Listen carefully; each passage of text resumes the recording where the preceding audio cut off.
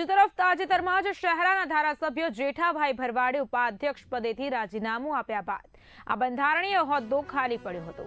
રાજીનામા બાદ પક્ષ સ્તરે યોગ્ય ઉમેદવાર અંગે મંથન શરૂ થયું હતું। વિધાનસભાની આવનારી બેઠક અને 16 ફેબ્રુઆરીએ યોજાનારી ચૂંટણીને ધ્યાનમાં રાખીને પ્રક્રિયા ઝડપી બનાવવામાં આવી હતી। ગુજરાત વિધાનસભા ડેપ્યુટી સ્પીકર પદ માટે ભાજપના ધારાસભ્ય પૂર્ણેશ મોદીએ ઉમેદવારી ફોર્મ ભર્યું છે। સભાનું ગૌરવવંતું એવું ઉપાધ્યક્ષના પદ માટેનું અમારા એક સિનિયર કર્મઠ અનેક સંગઠનાત્મક અને ગવર્મેન્ટની વ્યવસ્થાઓમાં મંત્રી તરીકે અલગ અલગ કમિટીઓમાં વિધાનસભામાં ધારાસભ્ય તરીકે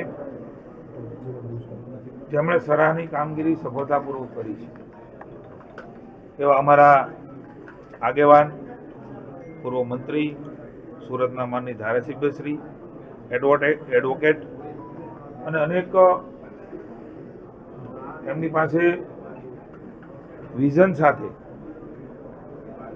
રાજ્યની વિકાસની દિશા હોય, વહીવટી બાબતો હોય, સંવૈધાનિક બાબતો હોય, એમના માટે નિપુણ છે એવા આદરણીય પૂર્ણેશભાઈ મોદીનું આજે ઉપાધ્યક્ષ તરીકે વિધાનસભામાં ફોર્મ